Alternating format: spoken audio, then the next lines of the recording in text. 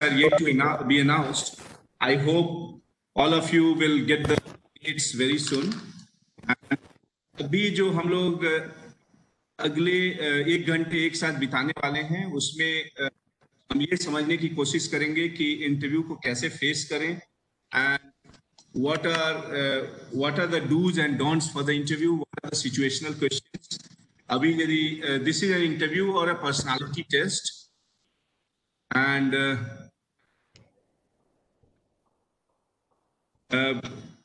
how is personality test different from an interview. उसके अलावा हम लोग ये भी थोड़ा डिस्कस करेंगे कि अभी क्या करना चाहिए इंटरव्यू डेट के पहले.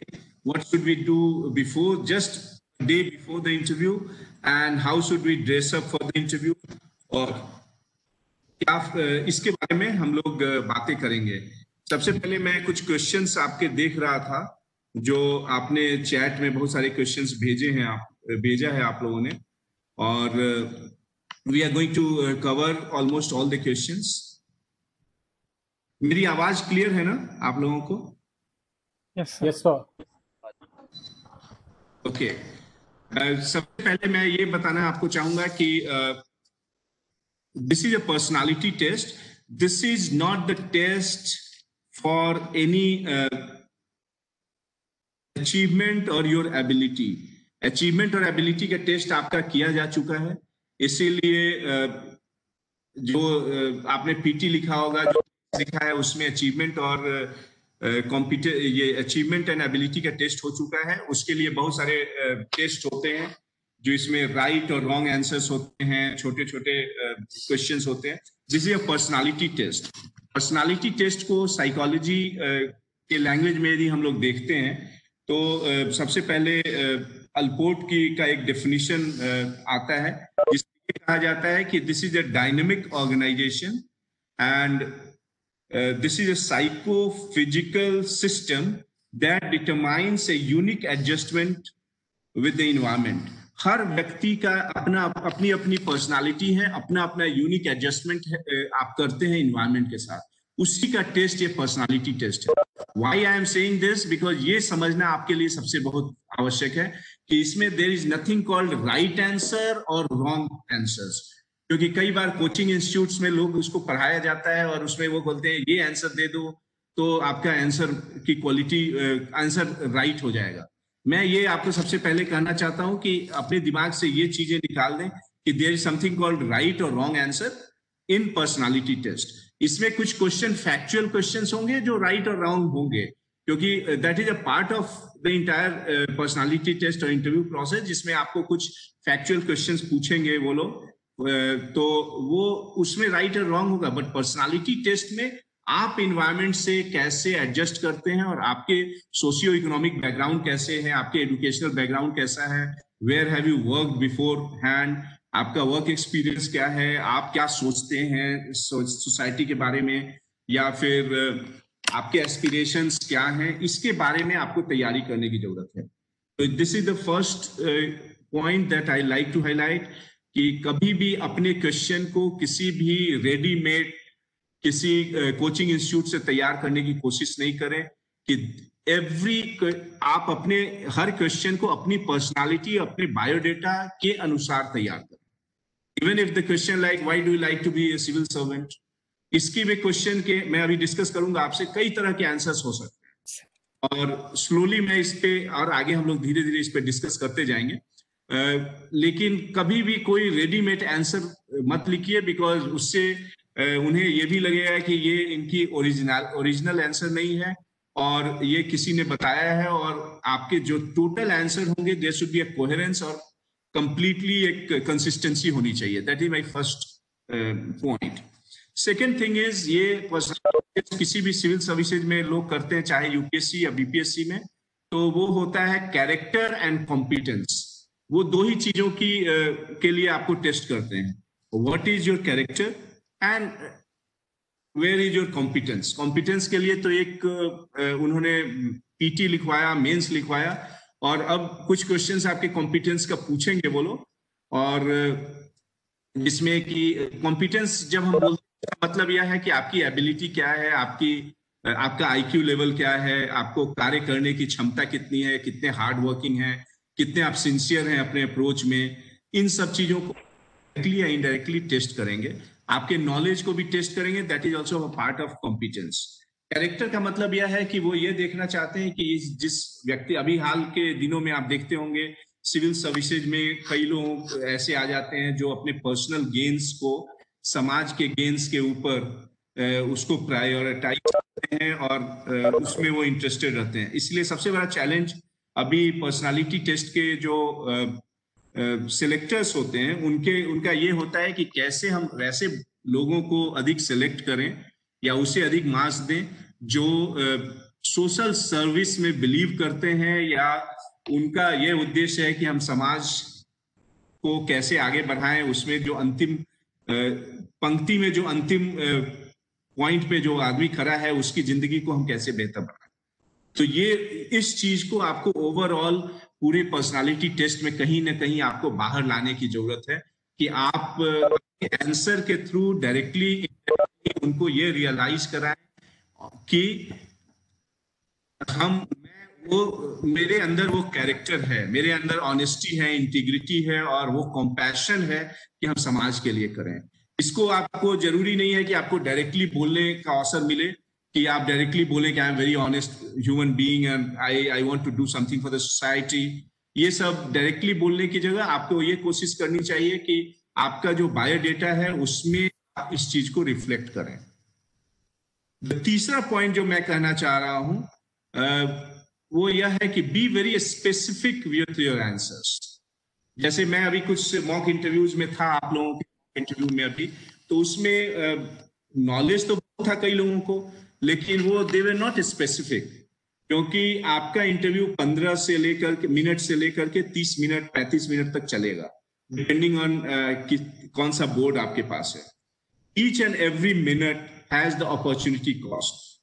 यदि आप कुछ सही इम्प्रेसिव बोल पाते हैं तो अच्छा है, नहीं बोलते हैं तो आप उसकी जगह कुछ भी दूसरी चीजें बोलेंगे तो उससे आपका मार्क्स अधिक नहीं आ पाएगा, क्योंकि स्पेसिफिक होना बहुत जरूरी है। जैसे मैंने उस दिन किसी से मॉक इंटरव्यू में ये पूछा कि what are the 3 problems of Bihar. इस तरह के क्वेश्चंस पूछे जा सकते हैं, तो आपको पहले से प्रायोरिटाइज करके रहना है कि ये these are the 3 problems.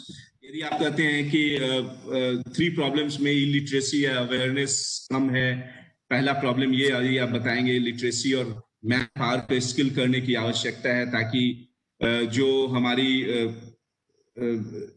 Population की डिविडेंड है, जो पॉपुलेशन है उसको हम बेहतर ढंग से यूटिलाइज कर सकेंगे। If this can be a first problem. Second problem can be जो हमारे लॉन्ग टर्म बाढ़ और सूखा की जो समस्या है, जो साल के 2-3 महीने हम लोग पूरे एडमिनिस्ट्रेशन उससे जूझता रहता है। तीसरी प्रॉब्लम यह हो सकती है कि एग्रीकल्चर को हम कैसे मॉडर्नाइज कर सकें और टेक्नोलॉजी का यूज कर सकें एग्रीकल्चर में, और लोगों की पर कैपिटा इनकम को हम कैसे बढ़ा सकें। That can be the third problem. Fourth problem can be कि हम गुड गवर्नेंस को कैसे इंश्योर करें, बिकॉज हर जगह टेक्नोलॉजी का यूज करते हुए गुड गवर्नेंस को और लोगों को पूरे सिस्टम में फेथ को इंक्रीज कर सकें। ये आपकी चौथी समस्या हो सकती है। डिपेंडिंग ऑन पांचवी आपकी लॉ एंड ऑर्डर, क्रिमिनलाइजेशन को कम करें और बच्चों और महिलाओं की सेफ्टी और इन सब इश्यूज को भी आप प्रॉब्लम में हाईलाइट कर सकते हैं। डिपेंडिंग ऑन आप कोई भी 3 प्रॉब्लम है यदि सिलेक्ट करते हैं तो उससे रिलेटेड कुछ डेटा आप पहले से तैयार करके रखिए। उसका सोल्यूशन क्या हो सकता है उसको आपको करने की आवश्यकता है कि क्या क्या आप सोल्यूशन प्रोवाइड करते हैं। हर सोल्यूशन ऐसा होना चाहिए जो एक लगे कि एक प्रोएक्टिव अप्रोच आपका हो, लॉन्ग टर्म प्लानिंग का हो। सोल्यूशन में शॉर्ट टर्म में क्या सोल्यूशन हो सकता है, लॉन्ग टर्म में क्या हो सकता है, उसमें कितने रिसोर्सेज लगेंगे, उसके बारे में आपको बोलना चाहिए। जैसे अभी मैं एक एग्जांपल आपको बता रहा हूं कि the other day some candidate was talking about tourism, कि मैं टूरिज्म से एम्प्लॉयमेंट क्रिएट करना चाहता हूं। तो फिर हुआ कि टूरिज्म पॉलिसी आप कैसे बनाएंगे, टूरिज्म पॉलिसी में क्या क्या एस्पेक्ट्स होने चाहिए, तो उसके बारे में कैंडिडेट ने उतना कुछ सोचा नहीं था। यदि आपको यही पूछा जाता है कि आप टूरिज्म, बिहार में कई टूरिस्ट काफी अधिक पोटेंशियल है, आप उसको कैसे हैंडल करेंगे। और उसमें आप ये कर सकते हैं कि टूरिज्म का इतना अच्छा पोटेंशियल है कि पहले मैं हर टूरिस्ट प्लेसेस को मैप करूंगा, अलग अलग थीम वाइज हम उसको मैप कर सकते हैं। उसके अलावा वहां रहने, वहां हाइजीन की पूरी व्यवस्था होनी चाहिए, सफिशिएंट नंबर पर टॉयलेट्स और वाटर की व्यवस्था हो, टूरिस्ट गाइड्स होने चाहिए, उस परिसर में सेफ्टी सिक्योरिटी की जरूरत है, उसे हम अच्छे से मार्केटिंग करेंगे ताकि लोग वहां पे आ पाए। उसको एम्प्लॉयमेंट देने के लिए हम लोग कई तरह की टेक्नोलॉजी यूज कर सकते हैं और लोगों को ट्रांसपोर्ट प्रोवाइड करने के लिए अच्छे बसेज की व्यवस्था हो सकती है। इस तरह की चीजों को बहुत सारे स्टेप बाय स्टेप आप बता सकते हैं। इन सब चीजों को आपको तैयार करना होगा। अगला पॉइंट मैं ये आपको कहना चाहता हूं कि आप सबने मेंस तो क्लियर कर लिया है। Interview is so crucial in the final selection. आप कई बार आप देखेंगे 1 या 2 नंबर से आपके चॉइस वाले जॉब नहीं मिल पाते हैं या फिर आपका सिलेक्शन नहीं हो पाता है। Therefore, you have to take it extremely seriously and sincerely. ये कहा जाता है कि जिस दिन आपका मेंस का रिजल्ट आया उसके बाद 1 सेकंड भी आपको गंवाने की आवश्यकता नहीं। Each and every moment you have to be completely involved in preparing for the interview, personality test. क्या होता है कि आपने एक एक क्षण बहुत इंपॉर्टेंट है, क्योंकि देखिए प्रिपेयर करना आपके हाथ में है। Don't think about what is going to be the final outcome, क्योंकि कई चीजें इसमें प्रेडिक्टेबल नहीं है। Which board you are going into, उस दिन बोर्ड में कैसे क्वेश्चन पूछा जाएगा, बिकॉज क्वेश्चन तो इतने तरह के होते हैं कि आप कोई भी गारंटी नहीं कर सकता है कि वो सारे क्वेश्चंस के अच्छे से आंसर दे सकते हैं। बट आपका प्रिपरेशन आपके हाथ में है, इसलिए उसमें रुकने की आपको किसी भी तरह की आवश्यकता नहीं। तो उसी दिन से आप प्रिपेयर कर लें। प्रिपेयर करने के लिए मैं आपको कुछ चीजें, और हम धीरे धीरे हम लोग आगे बढ़ते चले जा रहे हैं। पहला एक मैं टिप आपको ये देना चाहूंगा कि आप कुछ मॉडल क्वेश्चन पेपर बनाइए। Everybody should prepare their own model question paper. जैसे आप मेंस में मॉडल क्वेश्चन पेपर देखते होंगे, कई तरह का 10th 12th ग्रेजुएशन में हम लोगों ने मॉडल क्वेश्चन या उससे प्रिपेयर किया, उससे राइटिंग प्रैक्टिस किए, बट इंटरव्यू के पेपर के बारे में बहुत कम लोग बताते हैं। तो इसमें मैं ये कहना चाहूंगा कि अपना बायोडेटा सामने रखो। If you are an engineer, if you are a student of geography, या आप दरभंगा से हैं या सिवान से हैं, तो उसके बारे में पता करना है कि ओ यू बिलोंग टू सिवान, तो सिवान में की क्या खासियत है। सबसे पहला क्वेश्चन आपसे ये पूछा है, टेल समथिंग अबाउट योरसेल्फ, आप इसमें ज्वाइन करना क्यों चाहते हैं, ये प्रायोरिटी आपकी सर्विसेज की क्यों है। You are a student of geography, तो ज्योग्राफिकल जो यहाँ पे यूनिक चीजें हैं बिहार में, उसके विषय में बताइए। आप इंजीनियरिंग के स्टूडेंट हैं, तो how can engineering going to help you in civil services. या आप फॉर एग्जाम्पल आप इमेजिन कीजिए कि आप डीएसपी में सिलेक्शन हो जाता है आपका, तब आपका इंजीनियरिंग का आप कैसे यूज कर सकते हैं। तो वहां आप बहुत सारी चीजें, या आप एडमिनिस्ट्रेटिव सर्विस में आ जाते हैं तो इंजीनियरिंग या टेक्नोलॉजी कैसे यूज कर सकते हैं। वहां बहुत सारी चीजें आप बता सकते हैं कि कैसे हम सिटीजन सेंट्रिक काम कर सकते हैं, गुड गवर्नेंस को ला सकते हैं। टेक्नोलॉजी के यूज से जो फाइल्स की पूरी फाइल्स लगे रहते हैं ऑफिसर्स के ऑफिस में, उसको हम डिजिटाइजेशन की तरफ हम जा सकते हैं। आने वाले समय में आर्टिफिशियल इंटेलिजेंस का भी यूज किया जा सकता है। बहुत सारी जगहों को जो हम इमारतें बनाते हैं, कई बार न्यूज़पेपर में आता है कि गवर्नमेंट की इमारतें बनी हुई हैं, लेकिन या तो खराब स्थिति में है या नहीं बनता है, वो पेपर में ही इंफ्रास्ट्रक्चर बनता है। तो मैं जीपीएस के साथ उसको टैग कर सकता हूँ, मैप के साथ ऑनलाइन कर सकता हूँ, जो कहीं भी लोग देख सकते हैं। कम्युनिकेशन को हम बहुत फास्टर ढंग से कम्युनिकेट कर सकते हैं। डिजास्टर के समय हम टेक्नोलॉजी का यूज कर सकते हैं। यदि कोई भूकंप आता है या बाढ़ आती है तो टेक्नोलॉजी का यूज कर सकते हैं। मोबाइल ऐप को हम लोग डेवलप कर सकते हैं। ये जरूरी नहीं है कि यदि आप टेक्नोलॉजी फील्ड आपका नहीं है, if you are not an engineer, जरूरी नहीं है कि आपको खुद करना है। Even if you are a student of history, but आपकी यदि टेक्नोलॉजी में इंटरेस्ट है तो आप एक ऐसा टीम विकसित करेंगे एज एन एडमिनिस्ट्रेटिव ऑफिसर कि वो आपके लिए आपके विजन को जमीन पे मूर्त रूप में लेके आएगा। इसलिए ये जो यदि आप even if you are student of English literature, तो ये सब आप कह सकते हैं कि how I am very passionate about technology, और टेक्नोलॉजी का how can technology be best used for benefit of civil societies. ये सारी चीजें भी आप बोल सकते हैं।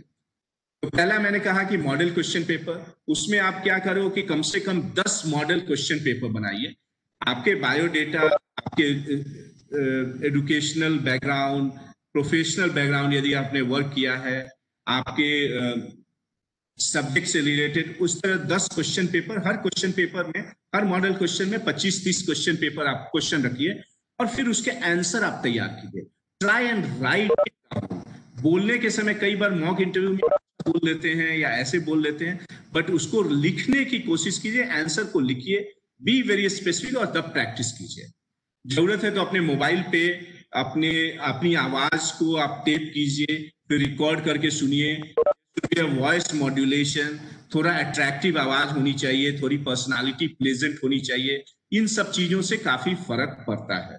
लैंग्वेज, यदि आप हिंदी या इंग्लिश पढ़ते हैं तो लैंग्वेज भी काफी फ्लो में अच्छे ढंग से आपको प्रैक्टिस कीजिएगा तो बोल सकते हैं। कई बार कई ऐसे वर्ड्स होते हैं जो हम लोग बहुत आसानी से यूज नहीं कर पाते हैं, आप हमारे टंग में वो फंसने लगता है। उसकी प्रैक्टिस करके उसको एक फ्लो में बनाने की कोशिश कीजिए।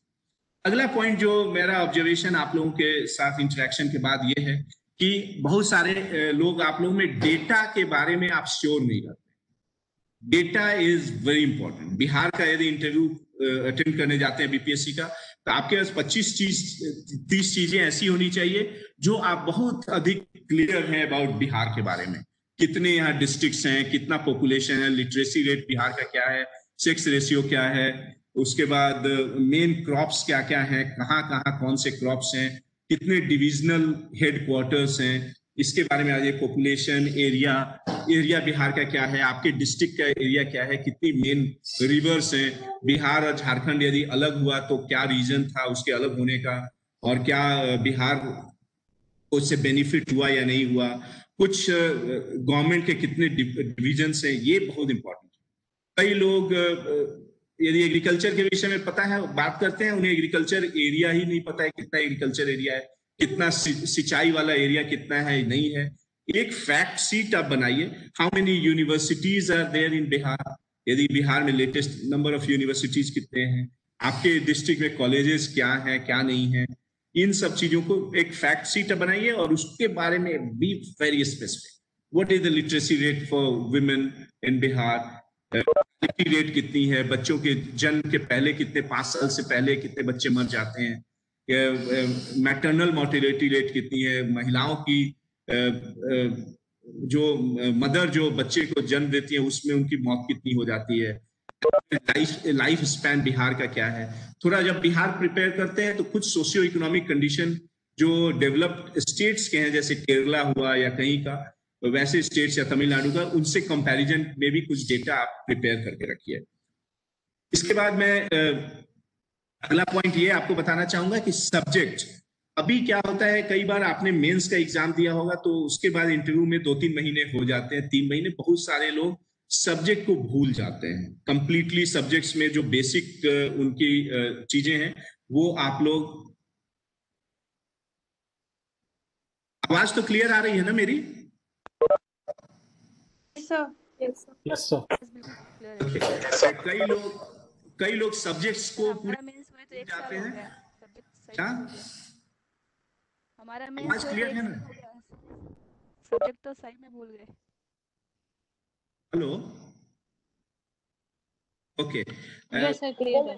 सब्जेक्ट्स को कंप्लीटली भूल जाते हैं। उसमें ये होता है कि यदि if you are student of psychology, sociology, history, physics, chemistry या इंजीनियरिंग, तो ये एक्सपेक्टेड है कि, ये मैं समझ सकता हूं कि इंटरव्यू के समय पूरे मेंस के नोट्स को दोहराना बहुत मुश्किल काम है, बिकॉज समय आपके पास एकदम कम है।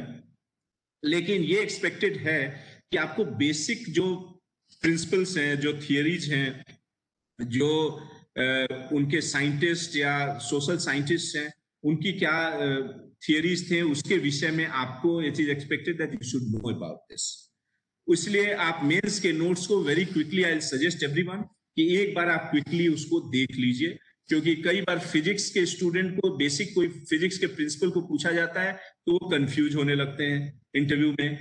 ऐसा नहीं है कि उन्हें पता नहीं है, उन्होंने ग्रेजुएशन में भी पढ़ा है, मेंस की तैयारी में भी पढ़ा है, पीटी में भी पढ़ा है, लेकिन अभी चूंकि रिवीजन नहीं होने से उनके दिमाग से लैप्स कर जाता है और कंफ्यूज होकर कुछ गलत बोल देते हैं। सोशियोलॉजी में इमाइल दरखाइम और मैक्स वेबर के बारे में पूछा जाता है, उनके थियरीज के बारे में वो सोचने लगते हैं। साइकोलॉजी में फ्रॉइड की प्रिंसिपल या पर्सनालिटी थियरी पूछी जाती है, वो कंफ्यूज हो जाते हैं। पॉलिटिकल साइंस में यदि 73rd अमेंडमेंट के विषय में कुछ स्पेसिफिक क्वेश्चन पूछा जाता है उसमें वो, या कॉन्स्टिट्यूशनल अमेंडमेंट में वो मिस करने लगते हैं। तो एक बार आप बेसिक इतने डेप्थ में लोग नहीं जाएंगे, बट यदि क्वेश्चन पूछा जाता है तो ये एक्सपेक्टेड है कि यदि आपने उस सब्जेक्ट को लिया है अपने मेंस में तो you should know the correct answer. ठीक है, तो ये मेरा एक ये है। अगला चीज मैं जो आपको बताना चाहता हूं वो बहुत इंपॉर्टेंट है, that is known as leading interview. Interview में दो तरह से हो सकता है, either you go there with a clean slate, completely clean slate है, कुछ दिमाग में नहीं है, जो वो पूछेंगे हम आंसर देने को तैयार। But this is a good approach. But for this UPSC or BPSC interview, this may not be the best approach because समय आपका बहुत कम है, 15-20 मिनट में आपको एसेस करते हैं और उसमें आपके रैंक से लेके सब कुछ उसी 20 में उस मार्क्स से डिसाइड हो जाता है। इसलिए ये आवश्यक है, there is something called leading interview. Management studies में लीडिंग इंटरव्यू कहा जाता है, यानी यू लीड द इंटरव्यूअर। वो कैसे आप लीड करेंगे?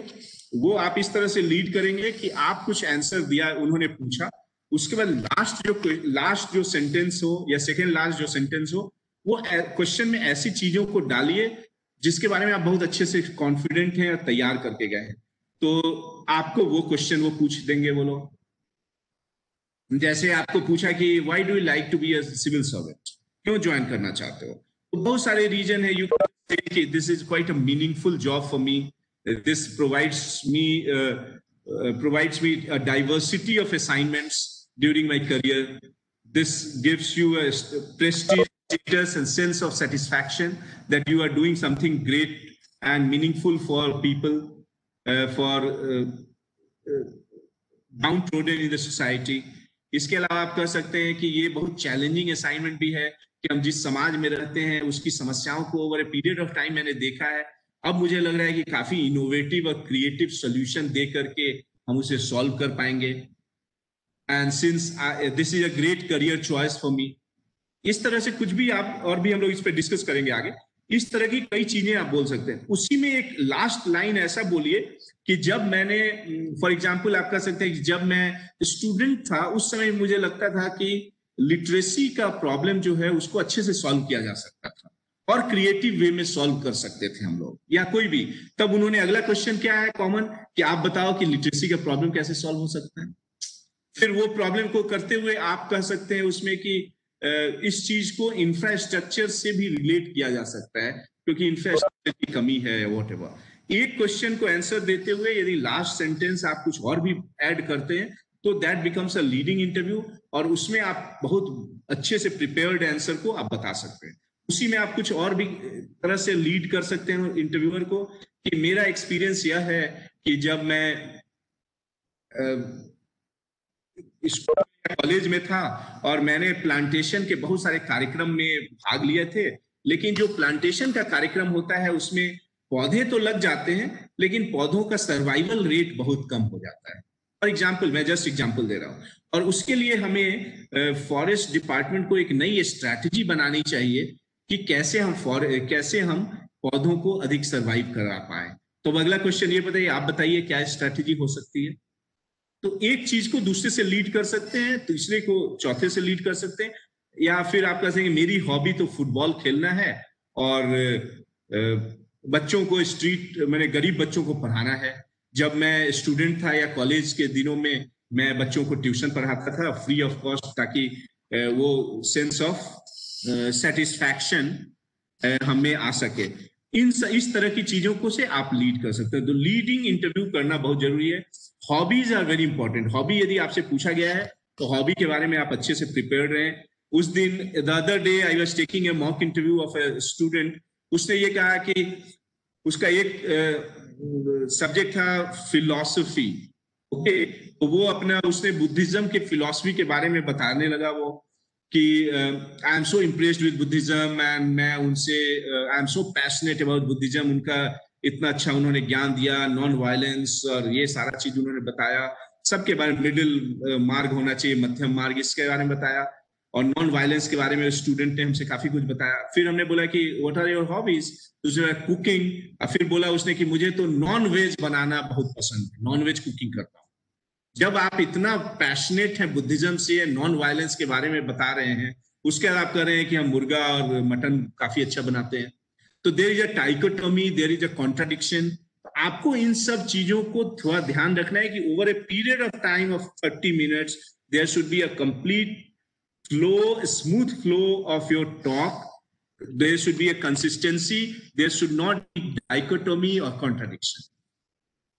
वो बताना था, तो उनको फिर मैंने पूछा कि क्या हॉबी में है, तो मैं नॉनवेज बनाता हूँ। क्या डिश बनाते हो, तो मैं नॉनवेज बनाता हूँ। तो डिश के बारे में भी आपको अच्छे से प्रिपेयर करना चाहिए। डिश में यदि एक या दो चीजों का नाम हो, वो कैसे बनाया जाता है, उसके इंग्रेडिएंट क्या डालते हैं, कैसे, इन सब के बारे में बता सकते हैं। फिर आप लीड कर सकते हैं कि मैंने लीडिंग इंटरव्यू में आप कह सकेंगे ये मेरे बहुत अच्छे शेफ हैं जिसके बारे में मैं किताबें पढ़ता रहता हूँ, मुझे ये लगता है कि इससे स्ट्रेस मैनेजमेंट भी अच्छा होता है और मैंने काफी कुछ अपने आप से सीखा है। इस तरह से लीड कर सकते हैं। इसके अलावा कुछ चीजें मैं और बताना चाहूंगा कि आपको अपने पैनल के जो लोग होंगे उनको काफी रिस्पेक्ट से देखने की जरूरत है। You have to be very respectful to them. जो भी क्वेश्चन पूछते हैं, क्वेश्चन लोग ये पूछ रहे थे कि यदि मुझे कोई क्वेश्चन नहीं आएगा तो मैं क्या करूंगा, how should I speak, wrong answer बोले, गेस करें। मेरा ये सोचना है कि यदि आपको कोई क्वेश्चन नहीं आता है तो आपको इट्स फेयर, आप कह सकते हैं कि सर मुझे इसका उत्तर पता नहीं है, आई एम सॉरी, ओके। इस तरह से क्वेश्चन कहने में कोई दिक्कत नहीं। फिर यदि दूसरा क्वेश्चन भी नहीं आ सकता है तो आप कह सकते हैं कि नहीं, मुझे इसका उत्तर नहीं पता है और मैं गेस करना भी नहीं चाह रहा हूं कि मैं इसमें, यदि गेस नहीं कर पाते हैं तो अच्छी बात है, क्योंकि गलत आंसर देने से, गेस करके गलत देने से, इसका मतलब यह है कि आप में सिंसियरिटी का अभाव है। आप गेस कर रहे हैं या दूसरे को मूर्ख बनाने की कोशिश कर रहे हैं, वो होने की जरूरत नहीं। कुछ क्वेश्चंस मैं सोच रहा था कि जो सब लोगों को प्रिपेयर करना चाहिए, आप में जितने लोग सुन रहे हैं, जैसे पहला, why do you like to join in civil services, what are the problems in Bihar, what are the 3 problems in major problems in order of priority, what are the different solutions that you provide for these problems, उस solution में uniqueness क्या है, या कुछ data भी होना चाहिए उसमें। कोई इनोवेशन आपको लगता है कि आप इनोवेशन कर सकते हैं, जिस इनोवेशन के बारे में आपने सुना है, सोचा है, उसके विषय में आप बोल सकते हैं। एक चीज में और बच्चे आजकल मिस करते हैं, वो होता है कि correct names of government schemes. Government schemes का उनको करेक्ट नाम बहुत जरूरी है कि गवर्नमेंट स्कीम जितने चल रहे हैं, आवास योजना है तो उसकी क्या नाम है। अभी आप बोल देंगे इंदिरा आवास योजना, जबकि इंदिरा आवास योजना अभी चल नहीं रही है। अभी के करेक्ट, जैसे मनरेगा लोग बोलते हैं तो Mahatma Gandhi national rural employment guarantee scheme यदि बोल रहे हैं तो उसका फुल फॉर्म आपको जानना चाहिए। या जो भी स्कीम्स आपके गवर्नमेंट के चल रहे हैं वो कौन कौन सी प्रधानमंत्री की तरफ से आवास योजना चल रही है, तो उसके क्या स्कीम क्या है, उसका करेक्ट नाम क्या है, ये निश्चित रूप से आप जानिए। क्योंकि यदि आप उसका नाम लेते हैं किसी योजना का तो it is expected that you should speak the correct word. उसके बाद कंटेम्पररी इश्यूज जैसे हैं उसके बारे में हमें लगता है कि यू शुड प्रिपेयर। जैसे अभी न्यू एजुकेशन पॉलिसी आई है, तो एजुकेशन पॉलिसी में क्या मेरिट है, क्या डिमेरिट है। मैं ये कहना चाहता हूं कि आपको गवर्नमेंट के हर स्कीम, हर अच्छाई बताने की जरूरत नहीं है। ये चीज नॉट एक्सपेक्टेड कि आप सब कहेंगे ये तो बहुत अच्छी है, ऐसा स्कीम अभी तक आया ही नहीं है, और ये वो। आप ये सब अच्छाई बताइए और साथ में एक थॉटफुल लीडर की तरह आप कह सकते हैं कि इसमें हाउएवर आई कि इस तरह की scheme is extremely vibrant and it's going to bring lot of transformation in the society, and नई न्यू इकोनॉमिक मैंने एजुकेशन पॉलिसी में ये चीज मैं देख रहा हूँ, आप प्रिपेयर करेंगे, मैं उसका आंसर आपको नहीं बता रहा हूँ, लेकिन लास्ट में ये भी कर सकते हैं। हाउएवर आई फील कि इसको लिमिटेड रिसोर्सेज में या जो यहाँ की स्थिति है ग्रामीण परिवेश में, इसको लागू करना एक बहुत बड़ी चुनौती है। मतलब इसमें आपका निगेटिव बायस नहीं दिखाया जा रहा है, लेकिन आप कह सकते हैं चुनौती होगी। क्यों चुनौती होगी वो भी आप कह सकते हैं, क्योंकि कई जगह अवेयरनेस की थोड़ी कमी है, तो इसलिए उसके पहले हमें कुछ अवेयरनेस क्रिएट करना होगा और लोगों की भागीदारिता या participation of people to be insured, वो सबको इंश्योर करने की आवश्यकता है। इस तरह की चीजों को आप तब ये लगेगा कि ये आदमी जो है वो केवल अपना दिमाग भी यूज करता है और ये अपने दिमाग से भी आंसर देते हैं। ओके, उसके बाद कोरोना जो है कोविड-19, that may be one of the areas. तो कितने तरह के टेस्ट होते हैं, टेस्ट के रिजल्ट कितने देर में आते हैं, और थोड़ा उस कोरोना वायरस के बारे में, उसके कॉन्फ़िगरेशन के बारे में, यहाँ का अभी रिकवरी रेट कैसा चल रहा है, बिहार में क्या प्रॉब्लम हो सकता है, कैसे इसको बेटर कर सकते हैं, कौन से स्टेट ने बेहतर किया है, यदि साउथ कोरिया और जापान में अच्छे रिजल्ट आए हैं या न्यूजीलैंड में अच्छे रिजल्ट आए हैं, तो वो कौन सा किस तरह से इसके रिजल्ट आए हैं, इसके बारे में थोड़ा सा आप कर लें तो अच्छा है। ऑलवेज अगला पॉइंट मैं ये आपको बताना चाहूंगा, you should have some sense of humour, some sense of smiling और प्लेजेंट पर्सनालिटी होनी चाहिए। कोई भी आपके डे टू डे लाइफ में भी आप किसी से मिलते हैं तो थोड़े लोग जो हल्का स्माइल करते हो, थोड़ी बिकॉज देखिए जो आपका फेस है जो वो तो आप चेंज नहीं कर सकते over a period of time, आप वो तो आपके जेनेटिकली आप ऑलरेडी बने हुए हैं। तो आप क्या चेंज कर सकते हैं, इस पूरा स्माइल कर सकते हैं, थोड़ा अपने आर्टिकुलेशन को बेहतर कर सकते हैं, थोड़ा एटिकेट्स आप बेहतर कर सकते हैं, थोड़ा रिस्पेक्टफुल हो सकते हैं। इस तरह से लोगों का अटेंशन आप खींच सकते हैं, क्योंकि जो इंटरव्यू ले रहे हैं वो कई दिनों तक हर कैंडिडेट पे कैंडिडेट वो लेते रहते हैं। ये लगता है कि एक बहुत मोनोटोनस काम हो जाता है उनके लिए। यदि कोई उसमें स्माइलिंग और फेस वाले और प्लेजेंट पर्सनालिटी वाले, अच्छे कर्टसी वाले, रेस्पेक्टफुल लोग आते हैं, बच्चे आते हैं, तो उनसे वो अट्रैक्ट होते हैं और उनको निश्चित रूप से वो प्रेफर करेंगे। इसलिए उसका मतलब मेरा यह नहीं है कि आप केवल जाके स्माइल और मुस्कुराते रहिए और हंसते रहिए, बट जहां जरूरत हो हल्का स्माइल आप दे सकते हैं। अगला क्वेश्चन मैं ये बताना चाह रहा था कि मैं ये कहूंगा कि हर व्यक्ति, जितने लोग जुड़े हुए हैं, अपनी लाइफ से रिलेटेड कम से कम 15 से 20 स्टोरी नैरेटिव को लिखिए। That narrative will be unique to you. यदि आप जॉब कहीं पहले किए हुए हैं तो आपने जॉब में क्या इनोवेशन किया, कहाँ आपको अच्छा लगा, या राइट टू आरटीआई इंफॉर्मेशन जो है उसमें यदि आपने कुछ किया हो, आपने गांव में कोई समस्या देखी थी और उसको सॉल्व किया था। वो इंटरव्यू में ऐसे लोगों को चाहते हैं पर्सनालिटी जिसमें प्रोएक्टिवनेस हो, एंथुजियाज्म हो, सॉल्विंग एटीट्यूड हो, जिसमें सिंसियरिटी हो, जो लोगों कंपैशन हो, जो लोगों की समस्या को देख के उसे सॉल्व करना चाहते हो। यदि आप कहेंगे मेरे पास जॉब एक्सपीरियंस नहीं है, मैं तो एक गर्ल घर में ही रहती हूँ, तो आप भी आप कह सकते हैं कि मैंने कुछ इनोवेशन अपने क्लास में किया, कभी कोई साइंस प्रोजेक्ट में आपने कुछ बनाया और उसे अप्रिशिएट किया गया था। अवार्ड मिला है तो अच्छी बात है, अवार्ड नहीं भी मिला है तो कुछ अप्रिशिएट किया गया होगा। कुछ आपने हमेशा, यू ऑलवेज थिंक कि गांव में जो गर्ल्स हैं उनको लिमिटेड अपॉर्चुनिटी फॉर एजुकेशन है, you really want to do something for them. इस तरह की चीजें भी यदि आपके दिमाग में है विच यू रियलाइज्ड, या कोई 2-3 आपके रोल मॉडल कौन है उसके बारे में आपको बहुत क्लियर होने की जरूरत है। जैसे ये क्वेश्चन पूछा जा सकता है कि वो मॉडल्स, रोल मॉडल में ऐसा जरूरी नहीं है कि आप महात्मा गांधी और राजेंद्र प्रसाद 2 ही लोग हैं, या इन्हीं लोगों को आप कहना है, या अब्दुल कलाम जी को ही कहना है। इन लोगों को भी आप कह सकते हैं। उसके अलावा भी आपको, यदि आपको किसी से रियली आप प्रेरित हैं तो उसका आप नाम ले सकते हैं। राहुल द्रविड़ को बोल सकते हैं स्पोर्ट्स में, सचिन तेंदुलकर को बोल सकते हैं, मदर टेरेसा को बोल सकते हैं। You can talk about Mahatma Gandhi, Rajendra Prasad, Abdul Kalam ji, then Vivekananda, Ramakrishna ji को भी बोल सकते हैं। आपको लगता है कोई एस्ट्रोनॉट है, उसको हम बोल सकते हैं, उसको आप बराक ओबामा को बोल सकते हैं। यदि आपको लगता है कि Barack Obama was the first one, या आप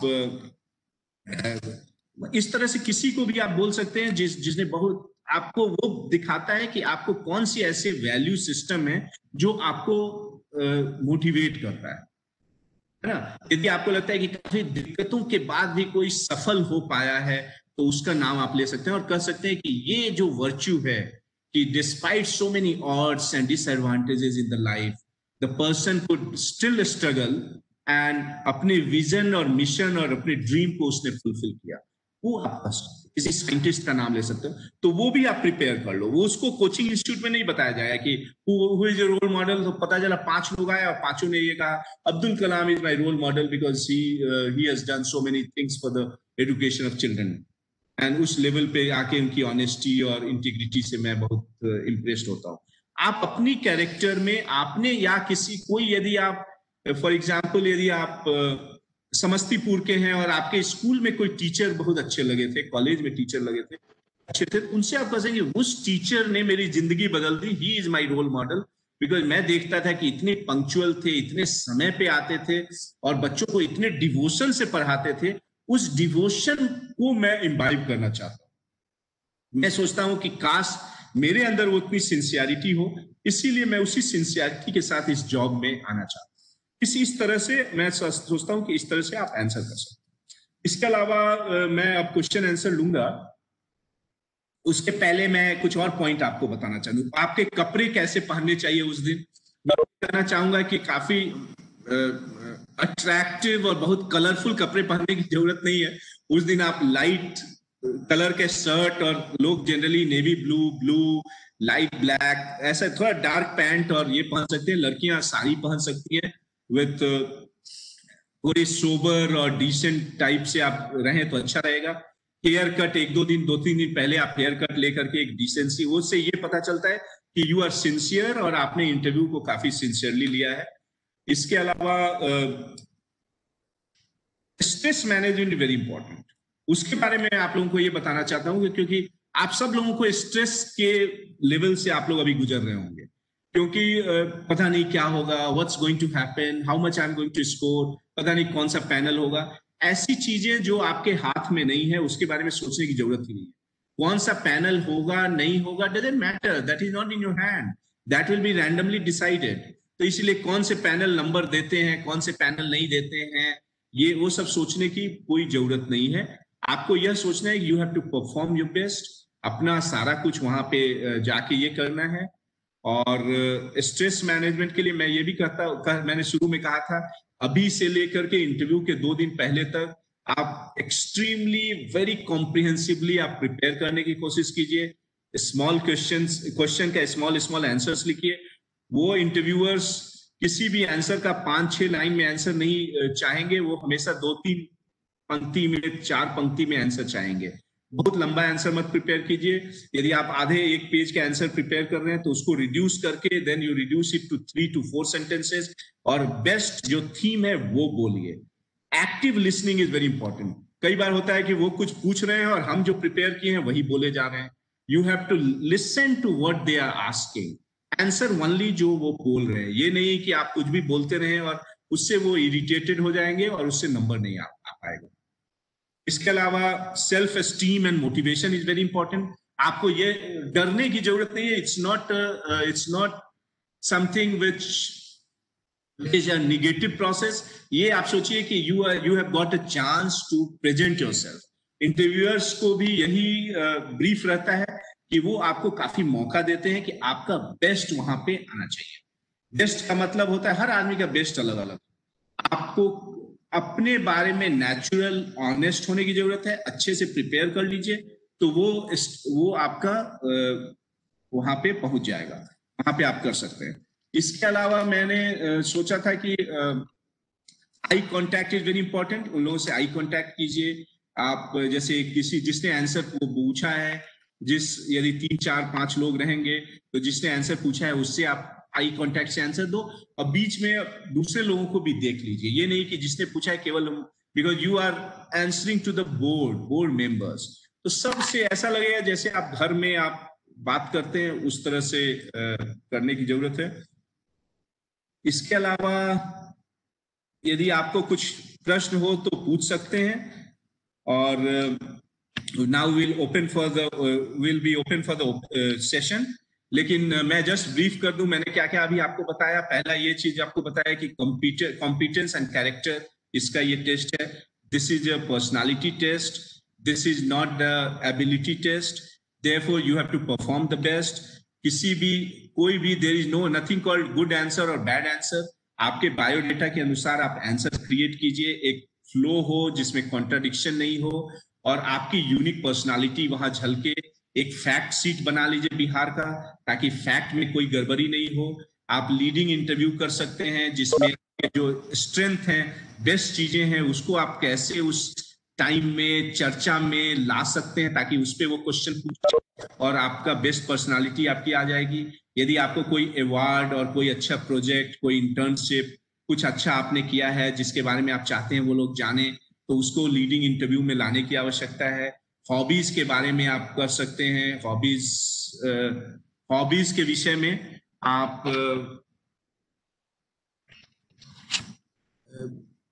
हॉबीज के विषय में थोड़ी और प्रिपेयर कर लीजिए। इसके अलावा मैंने ये कहा है कि आपको नर्वस होने की जरूरत नहीं है, because they will give you the best chance to answer these questions.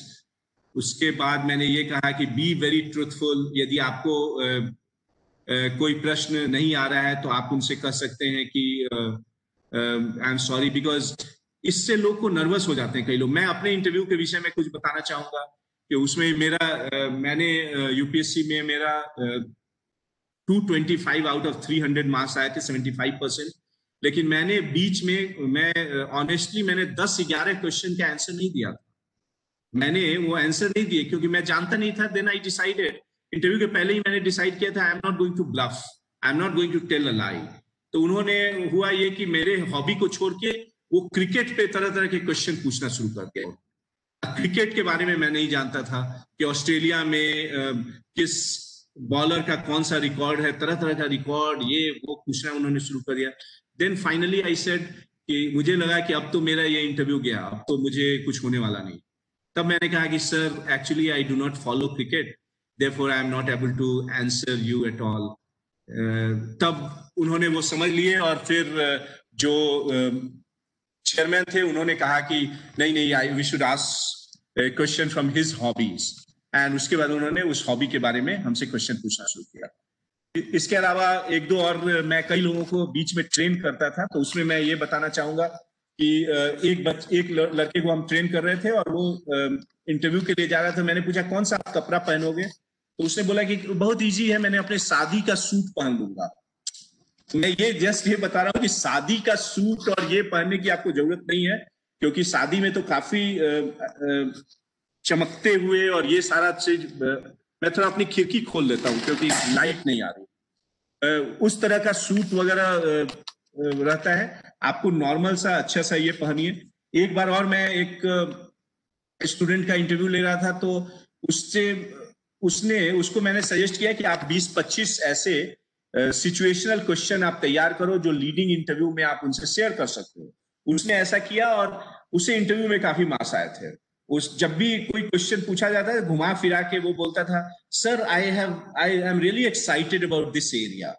कुछ भी बीच में बोल दिया कि when I was student I was the class monitor, where मैंने ये देखा कि बच्चे जो हैं, जो हार्ड वर्किंग बच्चों को अपने मिशन और विजन को प्राप्त करने में बहुत आसानी होती है। इसलिए मुझे लगता है कि there is no substitute to hard work. कुछ ऐसा चीजें उसने तैयार करके कहा और बोला उसने। तो इस तरह की चीजें आप लोग भी कर सकते हैं, और all the best and you will really do well. अब यदि आपको कुछ प्रश्न पूछना हो तो I am open for accepting the questions.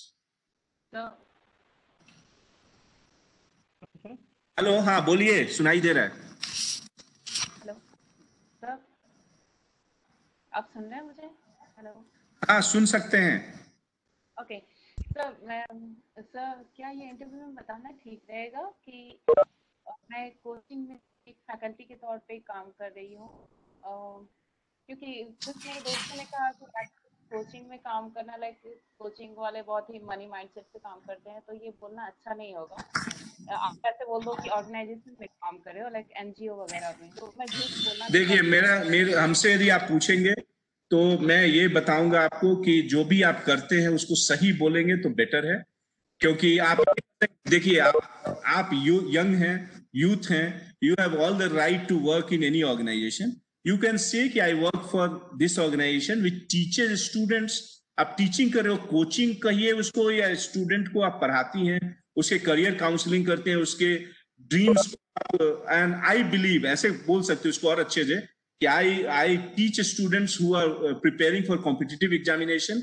I feel really privileged and proud that उनके ड्रीम्स को, अरमान्स को हम रियलिटी में कन्वर्ट करने का एक प्रोसेस है। हम ऐसा कंट्रीब्यूट करते हैं कि उनकी जिंदगी में उनके जो ड्रीम्स हैं, उनके सपने हैं, वो मेरे थ्रू साकार होते हैं। हम उनको मोटिवेट करते हैं, यूथ एनर्जी को एक चैनलाइज करते हैं। ये हमें काफी सेटिस्फैक्शन देता है। और सिविल सर्विसेज का करियर भी, ये तो अभी छोटे लेवल पे है, और सिविल सर्विसेज में मैं इसलिए आना चाहता हूं कि यदि मुझे ये मौका मिले तो मैं वैसे ही यूथ्स को, जिसके अंदर अनरियलाइज पोटेंशियल है, उसे मैं चैनलाइज करने की कोशिश करूंगी, और मैं ये चाहूंगी वो अपने ड्रीम्स को आगे बढ़ा पाए। इस तरह से अच्छे से आंसर दो तो देयर इज नथिंग कॉल्ड झूठ क्यों बोलना है। यदि आप आंसर को, आप यूथ हैं, आप कोचिंग कर रहे हैं, बिकॉज यू आर मेहनत करते हैं, उसकी आपको पैसे मिलते हैं, तो इसमें झूठ क्यों बोलेंगे आप? यू कैन से, इस तरह से बता सकते। और सर जैसे अगर क्वेश्चन किया जाए कि आप इतने दिनों तक क्या कर रही थी, तो मैं सोच रही हेलो, मुझे ऐसा, मैम लोग ऐसे क्वेश्चन ले लेते हैं, 4 या 5 लोग क्वेश्चन बोल दो, और उसके बाद हम लोग, मैं एक साथ आंसर दे दूँ। सर क्वेश्चन था सिचुएशन बेस्ड। हाँ सर बोलिए, सुन रहे हैं सर। अगर सिचुएशन बेस्ड क्या कहते थे कि मतलब मैं यूपीएससी की प्रिपरेशन कर रही थी पिछले 5 सालों से, क्या ये टाइम वेस्टेड, मतलब अगर पूछा जाए तो मैं इसका क्या आंसर दूंगी कि आपने अभी तक क्लियर नहीं किया, तो क्या ये टाइम वेस्टिंग नहीं था? बट उसके साथ साथ मैं फैकल्टी भी पढ़ाती हूँ। आपका क्वेश्चन ये है कि आप प्रिपेयर कर रही थी तो आपने उतना दिन क्या किया, क्वेश्चन है। अगला क्वेश्चन। सर मेरा क्वेश्चन बेंगलुरु में जो अनरेस्ट हुआ था उससे रिलेटेड था कि उसमें पुलिस या और जो एडमिनिस्ट्रेशन है, दोनों कैसे साथ में समन्वय बैठा के और कुछ बेहतर कर सकते हैं वैसे अनरेस्ट को रोकने के लिए। मेरे से पूछे second question, okay, second I understood. Third sir मेरा क्वेश्चन के बारे में पूछना था सर। एक लॉ अबाइडिंग ऑफिसर के रूप में अगर आपको किसी डिक्टेटर के अंदर काम करना पड़े, डिक्टेटर गवर्नमेंट के अंदर काम करना पड़े, तो आप क्या लुक करोगे? आप क्या जॉब छोड़ोगे या फिर कैसे उसको हैंडल करोगे? ये अच्छा, ये 3 क्वेश्चन पहले मैं करूं। There is nothing called dictator, okay. आप अगर डिक्टेटर गवर्नमेंट के अंदर, पहले से आपको प्री कंसीव्ड नोशन लग रहा है। यू शुड ये क्वेश्चन ऐसा पूछ सकते हैं कि if your boss is very strict, okay, and he is saying कि आपको ऐसा ही करना है, वैसा ही करना है, तो क्या करो, गवर्नमेंट छोड़ दोगे जॉब? तो पहली चीज ये है कि आपको इतनी मेहनत से ये जॉब मिला है, तो देयर इज नो पॉइंट कि I will give up my job. ठीक है, पहला तो क्लियर हो गया। Why should you give up your job, जो इतने रिटर्न और इसके बाद आपको एक प्राइज प्रोजेक्शन है? Why should you give up for somebody else? आप ये कर सकते हो कि में और कहीं भी कॉन्फ्लिक्ट रिजोल्यूशन मैकेनिज्म होता है। अपने पॉइंट ऑफ व्यू को मैं बहुत पोलाइटली और असर्टिवली अपने बॉस को बताऊं कि भाई मैं इस तरह से इस प्रॉब्लम को सॉल्व करना चाहता हूं। जो अप्रोच हो सकता है मेरे बॉस या किसी और व्यक्ति की तुलना में अलग हो। यदि वो फिर भी नहीं मानते हैं तो there are different mechanism in the government. उनके बॉस के पास अपील मैं कर सकता हूं, मैं रिक्वेस्ट कर सकता हूं कि भाई मुझे दूसरी टीम में काम करने का मौका दिया जाए, या मेरा ट्रांसफर कर दिया जाए, या मैं अपने पॉइंट ऑफ व्यू से मैं अपने से सेल्फ रिफ्लेक्ट भी करूंगा कि कहीं ऐसा तो नहीं है कि मेरा पॉइंट ऑफ व्यू इंप्रूव किया जा सकता है और उनके पॉइंट ऑफ व्यू में कुछ अच्छाई है। तो I am open for change also. At the same time, I try my best to communicate my point of view to him. ठीक है, लेकिन जॉब मैं छोड़ने वाला नहीं हूँ। Why should I leave a job for somebody else? और government में तो जानते ही रहते हो कि वो तो ट्रांसफरेबल जॉब होता है। नंबर 1। नंबर 2, वो बैंगलोर वाला आंसर मैं कर दूं। How will you coordinate with the police? And इस तरह के क्वेश्चन आपके काफी पूछ सकते हैं वो लोग। मैंने भी सोचा था कि आज बातचीत में इसको भी कवर करेंगे। कि वो ये था कि यदि राइट हो जाता है तो how are going to handle. Bangalore या कहीं पर भी वो पूछ सकते हैं कि आप जहाँ पे हैं राइट हो गया क्या करोगे, हिंदू मुस्लिम का दंगा हो गया, रामनवमी की जुलूस जा रही है और उसी में दूसरे कम्युनिटी ने बम फेंक दिया, आप क्या करोगे, या मुस्लिम लोगों का कुछ नमाज हो रहा है और हिंदू लोगों ने कुछ कर दिया। इसमें आप कह सकते हो कि this is a very very sensitive issue, और इस तरह की चीजें हम लोग समाज में देखते आ रहे हैं। मेरा यह सोचना होगा कि दोनों समुदाय के कुछ जो ओपिनियन लीडर्स हैं उन लोगों से हम बात करें और उन लोगों के बीच में उन लोगों के तरफ से अपने अपने कम्युनिटी को शांत करने की कोशिश करें। एट द सेम टाइम मैं बहुत स्ट्रिक्ट एक्शन भी लूंगा, यदि कोई नियम और कानून तोड़ने की कोशिश करेगा तो उसके लिए I am going to take very very strict action, और अपनी टीम को भी पूरा मोटिवेटेड करके अलर्ट रहेंगे खुफिया तंत्र को, क्योंकि इंटेलिजेंस इज वेरी इंपॉर्टेंट। अचानक कुछ नहीं होता है, पहले इंटेलिजेंस गैदर करने के लिए इस तरह की जो भी संभावनाएं रहती हैं उसके पहले मैं अपना इंटेलिजेंस भी गैदर करूंगा, उसके बाद यदि हो जाता है तो स्ट्रिक्ट एक्शन लूंगा। लोगों को ओपिनियन लीडर्स को मैं सेलेक्ट करके उन लोगों से कहूंगा कि अपने अपने शांति बहाल करें। इसके अलावा यदि मेरी कहीं पोस्टिंग होती है तो पिछले 5 साल या 10 सालों में कहाँ कहाँ इंसिडेंट घटे हैं उसके लिस्ट मैं पहले ही से स्टडी करके रखूंगा। These are the potential area जहां थ्रेट हो सकता है। अपने जो जूनियर्स हैं उनको भी मैं मॉनिटर करता रहूंगा कि वो लोग वहां पे प्रॉपर वे में पहले मौजूद रहें। उसके पहले मैं एक शांति समिति की बैठकें होती हैं, आप बोल सकते हो कि हर थाने में किसी भी तरह का या रामनवमी इस तरह में शांति समिति की बैठकें होती हैं। मैं ये इंश्योर करूंगा कि वो शांति समिति की बैठकों में दोनों तरह के कम्युनिटी वाले लोग आए और वो अपना ओपिनियन लें, और सारी तैयारी मैं बुरी तरह से दुरुस्त रखूंगा। यदि बहुत ही कोई डिस्टर्ब एरिया है तो वहां हम रैपिड एक्शन फोर्स के लिए भी हम गवर्नमेंट से मांगेंगे कि आप लोग आए, उनको वो प्रोवाइड करें, और अपने सीनियर से भी मैं गाइडेंस लेना चाहूंगा। और मुझे लगता है कि जब मेरी ट्रेनिंग होगी तो हमें और बहुत कुछ सीखने को मिलेगा। इस तरह के आंसर आप दे सकते हो। It's a very comprehensive and compact answer. Yes, और कुछ क्वेश्चन? सर रिसेंटली एमपी में बोलते जाइए। Good afternoon. रिसेंटली एमपी में गवर्नमेंट जॉब्स को लोकल लोगों के लिए रिजर्व करने की बात हुई है, तो ये कहाँ तक इसको सपोर्ट कर सकते हैं, कहाँ तक सहमत हो सकते हैं या नहीं? अभी और लोगों से क्वेश्चन और पूछने, ये इन सब ये इरेलेवेंट क्वेश्चन है, तो इतने लोग जुड़े हुए हैं, we can talk about many things, लेकिन अभी जो रिलेवेंट क्वेश्चन है प्रिपरेशन के लिए वो अभी पूछिए। हाँ, गुड आफ्टरनून। वो ये बात कर रहा हूँ सर, एक क्वेश्चन आ सकता है बिहार में कि यहाँ पे रिकरेंट फ्लड्स होते हैं एवरी ईयर, लेकिन अभी तक ये प्रॉब्लम सर सॉल्व नहीं हो पाई है, तो आप अगर एडमिनिस्ट्रेशन में आएंगे तो how you will solve this और व्हाई? ओके, ये क्वेश्चन काफी पूछ सकते हैं, और कुछ क्वेश्चन बताइए सर। अगर आप जॉब से सिविल सर्विसेज की तरफ